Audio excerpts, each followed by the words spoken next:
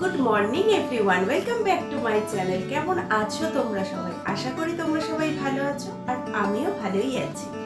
আজকে প্রায় অনেকদিন পরেই আবার ব্লগিং করছি, কারণ মেয়ের কিছু প্রজেক্টের কাজের জন্য মেয়ের ফোন নিয়ে কিছুদিন খুব ব্যস্ত ছিল, তো তার জন্য আর কি সেভাবে ভিডিও আমি বানাতে পারিনি।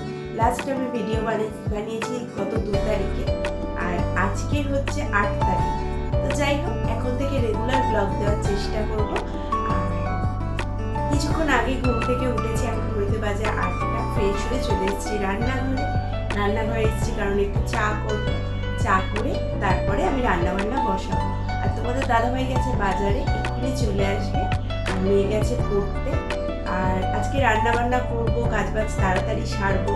সেটা 1টার মধ্যে আবার আমাকে বেরোতে হবে আমার বাবাকে নিয়ে ডাক্তারের কাছে। ডাক্তার বলতে বাবা চোখের ডাক্তার, সেই নিউ আলিপুরে আমাকে যেতে হবে। তো যাই হোক, কাজগুলো যতটা পারবো তাড়াতাড়ি সারার চেষ্টা করবো। দেখতে থাকবো।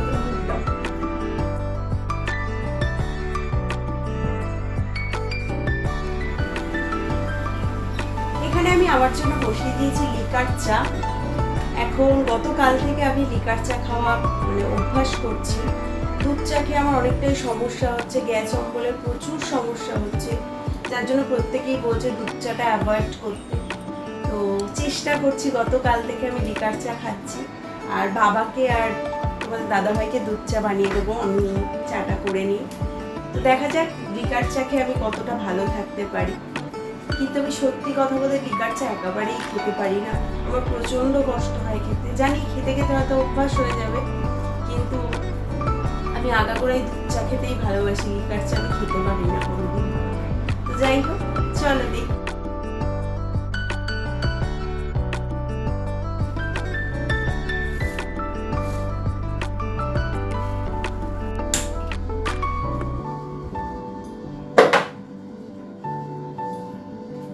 এখানে আমি ভাতটা বসিয়ে দিলাম, চা খাওয়া হয়ে গেছে। প্রচুর কাজ আছে, কিছুই কাজ হয়নি এখনো। তো ভাতটা বসিয়ে দিয়েছি, আমি বিছানা তুলবো, ওপরের ঘরের নিচের ঘরের কাজবাজ সারবো, তারপর হচ্ছে রান্না করবো। তোমাদের দাদাভাই এখনো অব্দি বাজার থেকে আসেনি, ওর জন্য চা করা রয়েছে, ও আসলে গরম করে দিয়ে দেবো। আর কাজগুলো তাড়াতাড়ি সারতে হবে। চলো দেখতে। ভাত বসিয়ে দিয়ে চলে এসেছি ঘরে বিছানা তুলতে। ওপরের ঘরের বিছানা তুলতে হবে, নিচের ঘরেরও বিছানা তুলতে হবে, তুলে ঘর দুয়ার মুছতে হবে। ঘরের সমস্ত কাজবাজ, প্রচুর কাজ থাকে, ঘরের জিনিসপত্র ঝাড়াঝাড়ি, এটা ওটা, সবটা তো আর ক্যামেরাবন্দি করা যায় না। তো যতটা পারি ততটা আমি তোমাদের সাথে শেয়ার করি ঠিকই, কিন্তু সংসারের পুরো কাজটা কেউ কখনোই ক্যামেরাবন্দি করতে পারে না। আরেকটা কথা, মেয়েরা ঘুম চোখ না খোলা পর্যন্ত মেয়েদের কোনো কাজ নেই। যেই একবার ঘুম চোখ খুলবে, সঙ্গে সঙ্গে দেখবে কাজের আর শেষ থাকে না, যতক্ষণ না আবার বিছানায় যাওয়া হয়। সেটা হয়তো সব মেয়ের ক্ষেত্রেই হয়, আর আমার ক্ষেত্রে তো একটু বেশি হয়, যেহেতু তোমাদের দাদাভাই ঘরের কোনো কাজবাজ করতে পারে না সেভাবে। তো তার জন্য আমাকে তো কাজটা সম্পূর্ণটাই নিজের হাতে করতে হয়।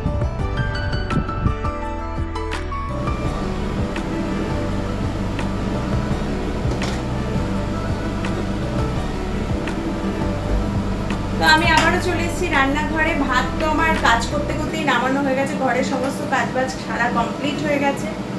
এখানে আমি কেটে নিয়েছি ভেন্ডি, পেঁয়াজ আর রসুন, একটু ভেন্ডির ঝাল হবে। আর করবো আমাদের দাদাভাই মুরগির মাংস এনেছে, মুরগির মাংসর ঝোল করবো পাতলা করে। আর যেহেতু মুরগির মাংস খায় না, ওর জন্য ডিম করে দেবো। আর করবো হচ্ছে পাট শাকের বড়া। তো রান্নাটা খুবই চটপট করতে হবে, হাতে টাইম আজকে খুব কম। ঘুম থেকে অনেকটাই দেরি করে উঠেছি, যার জন্য সব কাজটাই দেরি করেই হচ্ছে। তোমাদের দাদাভাই একটু দেরিতেই বেরোবে আজকে। আর আজকে তাড়াহুড়োর কারণ হচ্ছে আমার বাবাকে নিয়ে বেরোবো, এটার জন্য আমাকে খুব ঝটপট কাজ করতে হবে। তো চলো দেখতে থাকো।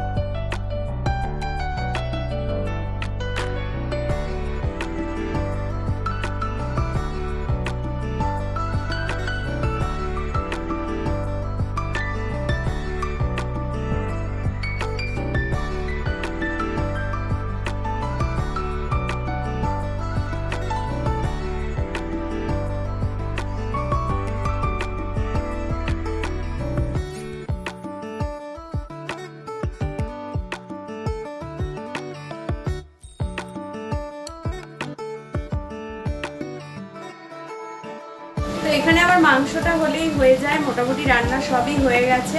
তো রান্নাটা করে আবারও আসছি তোমাদের সামনে। এখানে আমার রান্না বান্না কমপ্লিট হয়ে গেছে, যে ভাত, এখানে আছে ঢেঁড়সের ঝাল, আর আছে মুরগির মাংসর পাতলা ঝোল। আজকের এই মেনু। আর পাট শাকের বড়া ভাজবো বলেছিলাম, কিন্তু এখন ভাজিনি, সেটা রাতে করব। এখানে আমি কেটে নিয়েছি কিছুটা আম আর জাম। জাম তোমরা কে কে খেতে ভালোবাসো অবশ্যই কমেন্ট করে জানাবে, আমার কিন্তু প্রচণ্ড ভালো লাগে। তোমাদের দাদাভাই ভাত পাতে আম খেতে ভালোবাসে, তার জন্যই আমটা কেটেছি, ওকে দিয়ে দেবো। আর জামও প্রচণ্ড ভালোবাসে খেতে, তো ওর তো আর সময় হয় না খাওয়ার, ওর জন্য এখন মানে সকালে ভাত খাওয়ার পরে ও খেয়ে বেরোয়। তো যাই হোক, চলো ওকে দিয়ে দিই। আর আমিও একটু টিফিন খেয়ে নেবো, টিফিন বলতে একেবারেই একটুখানি ভাত খেয়ে নেবো, আর খাবো না, যেহেতু একটায় বেরোবো, দুবার খাওয়ার আমার টাইম নেই। তো যাই হোক, চলো আবার পরে আসছি।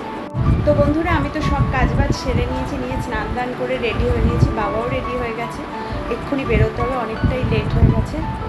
স্কুটি নিয়ে যাবো, স্কুটি সোনারপুরে রেখে ওখান থেকে বাসে চলে যাবো। তো চলো পরে আবার দেখা। তারপর তো বাবাকে নিয়ে বেরিয়ে গেলাম ডাক্তারের কাছে যাব বলে।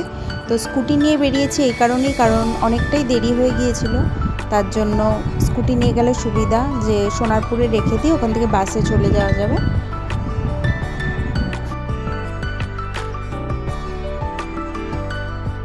আমার বাবা যেহেতু একেবারেই চোখে দেখতে পায় না, তার জন্য তাকে স্কুটি থেকে নামিয়ে একটা জায়গায় দাঁড় করিয়ে দিয়ে আমি স্কুটিটা গ্যারেজে ঢুকিয়ে দিয়ে আবার বাবাকে আনতে যাচ্ছিলাম। এবার বাবাকে নিয়ে সোজা চলে এলাম, বাসে উঠলাম। বাসটা প্রায় ফাঁকাই ছিল বলতে গেলে, আর বাবাকে জেন্টস সিটে বসাই আর আমি লেডিসে বসি। তো মোটামুটি 1 ঘন্টার কাছাকাছি টাইম লাগে যেতে নিউ আলিপুর সোনারপুর থেকে। তাও অতটা কষ্ট হয় না, কারণ এই বাসে না খুব একটা ভিড় হয় না। ভগবান যখন কিছু নিয়ে নেয় না মানুষের জীবন থেকে, তখন একসাথে নিয়ে নেয়। 2020 সালে আমার বাবার চোখটা নষ্ট হয়ে গেছে, 21 সালে আমার মাকে নিয়ে নিয়েছে ভগবান আমাদের কাছ থেকে। বাস থেকে নেমে একটুখানি হাঁটা পথ চোখের যে নার্সিংহোম সেটা। তো বাবাকে এখানে আমি না হলেও 4 বছর ধরে চিকিৎসা করাচ্ছি। বাবার চোখের মানে গুরুতর প্রবলেম যাকে বলা যায়, বাবার রেটিনার সমস্যা, আর অপারেশনও করানো হয়েছিল এখান থেকে, ইঞ্জেকশান হয়েছে 4-5টা, তাও বাবার চোখ ঠিক হয়নি। আর সেরকমভাবে কোনো আশা নেই, আপাতত তার দৃষ্টি যতটুকু আছে ততটুকুটা বাঁচানোর জন্যই এখানে আমাকে দেখাতে হয়। চোখের ড্রপ দিয়েছে 2-3 রকমের, সেগুলো চলে। এখন আবার 3 মাস অন্তর অন্তর আসতে হয় এখানে।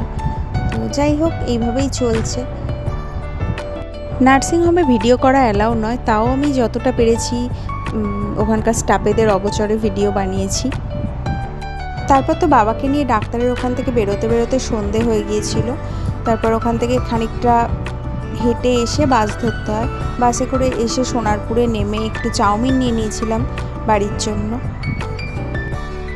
তো বন্ধুরা, এইমাত্র আমি বাড়ি ঢুকলাম, এখন ঘড়িতে বাজে রাত 9টা। রাস্তায় প্রচণ্ড জ্যাম ছিল, প্রায় আধ ঘন্টা মহামায়াতলায় বাস জ্যামে দাঁড়িয়েছিল। তো যাই হোক, আসার সময় 2 প্লেট চাউমিন নিয়ে এসেছি সোনারপুর থেকে। টিফিনের মতো আমরা 4 জন খাবো, আর রাতে ভাত খাবো, ভাত করতে হবে। তো যাই হোক, আজকের ভিডিওটা আমি এই পর্যন্তই রাখছি। ভালো লাগলে like, comment, share and subscribe করে দিও আমার চ্যানেলটাকে। আবারও ফিরে আসবো একটা নতুন ভিডিওর সাথে, ততক্ষণের জন্য তোমরা ভালো থেকো, সুস্থ থেকো, টাটা, গুড নাইট।